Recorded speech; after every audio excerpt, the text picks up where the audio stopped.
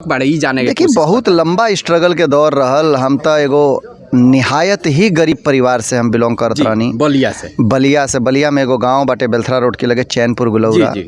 तो सही कहीं तो उस समय 2002 के बात बाटे।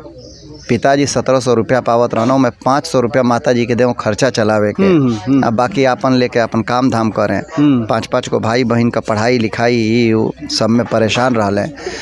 तो जो 500 रुपया ने हमारे शुरुए से रहे कि हमरा के हीरो बने के बाद। जी। अब पारिवारिक माहौल ऐसा रहे कि बोली तो पापा कबो डंडा लेके चढ़ जाओ, कबो भैया हमारा गरिया दो करे ससुर। दूर के ढोल बहुत सुहाना होला ना। बाप दादा कबो फिल्म लाइन का स्पेलिंगों नहीं जाना था तो फिल्म लाइन में जाइल चाहता रहा। तो इस तरीके की बातें होती थी, मनोबल टूट जाता था। लेकिन अंदर का वो जो एक्टर था रोज़ रात को सपने देखता था जब जग करके कि उसके पास अपनी मर्सिडीज़ हो, अपना गाड़ी हो, अपना बंगला हो, ये हो वो हो। तो सुनने में तो सपने जैसा लगता था, लेकिन वो सपना के साकार करे कि एक दिन हम ठननी कि ये लोग गाँव वाला तो जाए दे ही लोग ना घर वाला। तब माता जी के पर्स में से 150 रुपया चुरा के 8 जुलाई सन 2002 के हम भाग गए बम्बई। लंबा स्ट्रगल चलल, केहू जान पहचान कर रहे ना।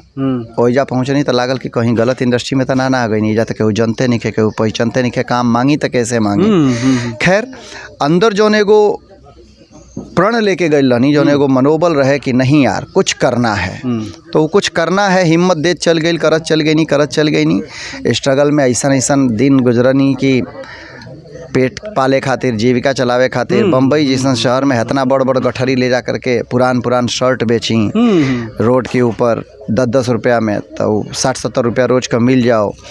तो मैंने करत चलत चल गई। और फाइनली 2013 में ऐसा भइल कि हमके भोजपुरी फिल्म इंडस्ट्री में पहले हम सीरियल वगैरह कैले रहनी, छोट रोल मिल जाओ, जैसे अगले जन्म मोहे बेटिया ही की जो कैले रहनी, तारक मेहता का उल्टा चश्मा कैले रहनी। लेकिन एगो जौन आपके सपना के उड़ान दे सकेला, जौन आपके सब सपना के पूरा कर सकेला, वैसन ब्रेक हमके भोजपुरी फिल्म इंडस्ट्री में 2013 में मिलल दिलदार सांवरिया में।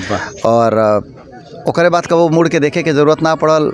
दर्शक लोग इतना प्यार दे दिहल कि हम नतमस्तक हो गई नहीं वो लोग उनकी प्यार के आगे। जी। और हमरा के लागत का सच्चाई बाटे कि माने सबसे कम समय में सबसे ज़्यादा फिल्म करे वाला भोजपुरी के स्टार हम ही हैं। ये हमारे 95 नंबर फिल्म का शूटिंग चला ताटे। 96 चला ताटे।